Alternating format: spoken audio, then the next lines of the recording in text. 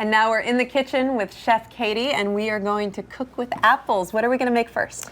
We're going to make an apple onion marmalade. It's a great way to use apples in a savory method. Okay. It's great with, ham or pork chops or even on a grilled cheese sandwich. What makes it a marmalade? I think just the way it cooks down. You're cooking the onions and the apples for a long period of time together. Okay. Well, show us how it's done. Great. First, you're going to get a medium saucepan hot, put in a couple tablespoons of olive oil and 2.5 cups of onions. All right. You just want to cook these until it's slightly brown. It takes about 2 to 3 minutes till the bottom of the pan is brown and the onions are brown. All right, so really caramelize them. Yep. Great. Yeah. Then when they do get brown, you want to add 1/2 cup of water,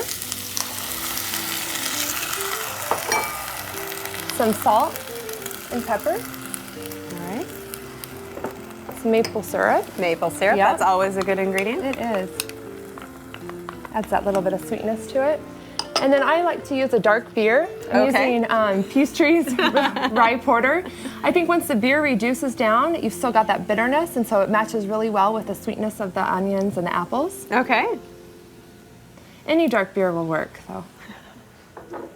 You want to let that cook for about 35 to 40 minutes until the liquid has reduced by 3/4. Okay. And it will look like this. All right, so we've got a sample of what that's going to turn into right over here.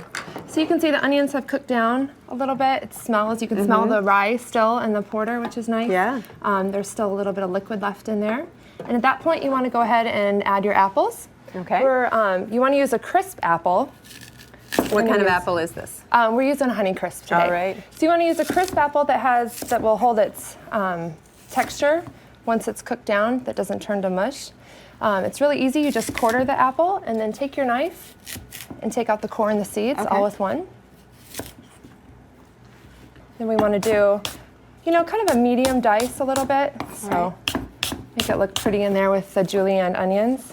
Did you make this recipe up? Is this an original, or is this something that you learned from somebody else? This is an original. Wow. Yeah, which has been fun. I worked at a place that we did newsletters every week.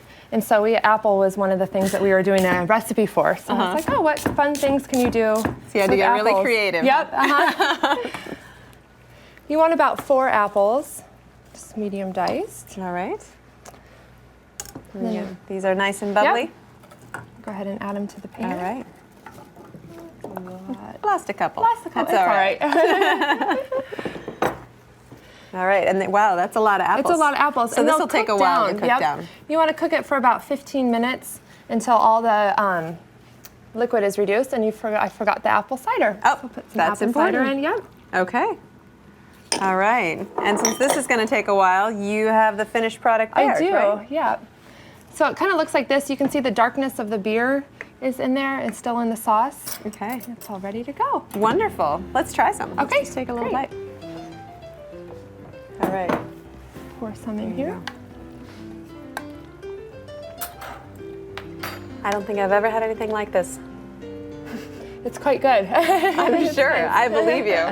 The proof is in the pudding, though. Let's give that a try. Right. You can try some. Okay, thank you. All right. That is delicious. And I have never had anything like that. Good. That's great. Thank you.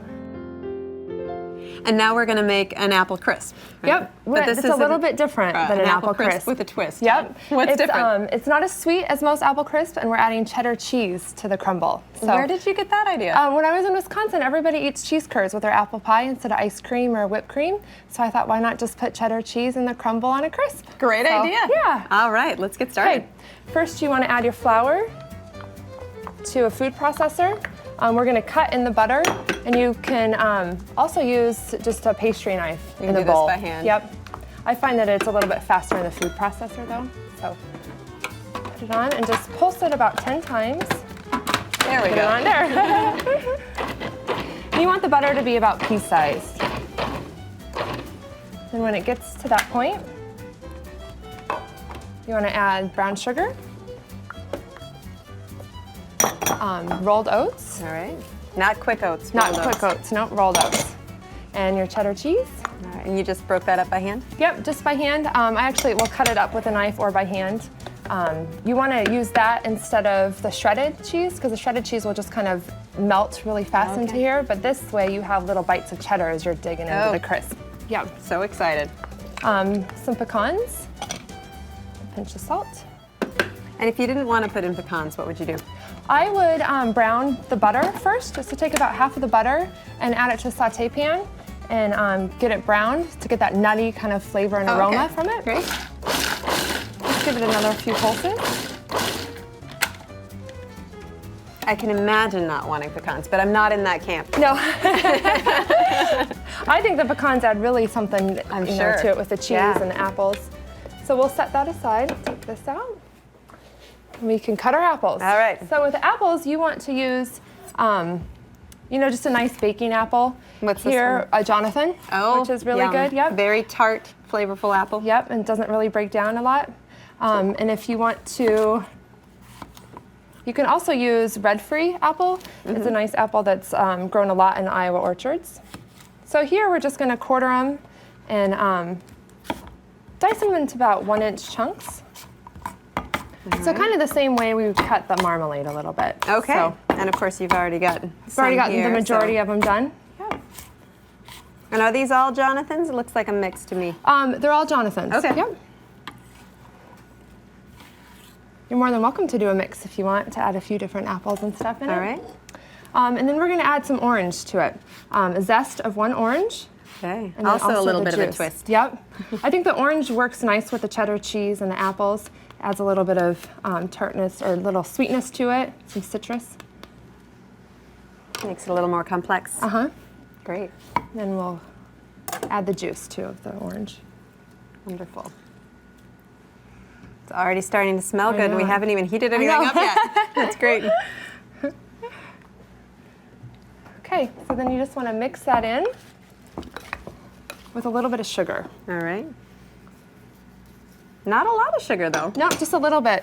Yeah, I really like desserts that aren't overly sweet, that have that, kind of doesn't make your tongue go a little bit. So You don't have to take a nap immediately afterward. exactly. All right, I'll get your... Okay, grab the pan. All right. So then we'll put the apples just into the baking dish. It's an 8x8 baking dish or a 9-inch pie You pan. didn't grease it? Didn't grease it? Nope, just All right. put it right in. And then just sprinkle the topping over. Terrific. Yeah, super easy, super quick.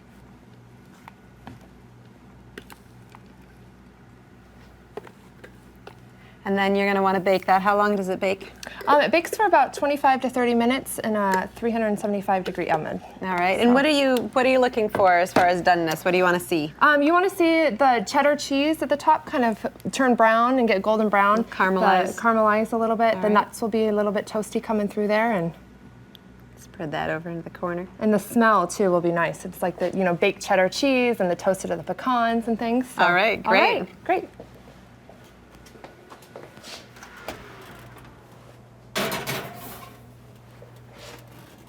The magic oven. We've got one done down here. Wonderful. You can smell the cheese and the pecans as you're coming out. So. Oh, that looks great. Yeah. Oh, wonderful. And such, I have apple crisp in my mind, but that doesn't smell like apple crisp quite. Let's scoop some out. Smells like fall. Yeah, it does. It does.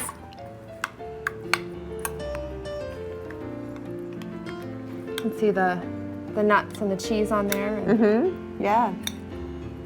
And since you don't put any toppings on, you've already got the cheese in there, right? It's ready to Let's go. give that a try. If you did want to add some whipped cream to it, I would, whip it yourself and don't add any sugar or maple syrup to it. So you do have that creaminess, but I think with the cheese you don't need it. That is so good. And the orange really comes through too. I think it's nice. It really does. It really does, and I got a nice chunk of cheddar in there too. Good. Great. Oh, that's terrific. Chef Katie, thank you so much. Thank you. It's been a pleasure.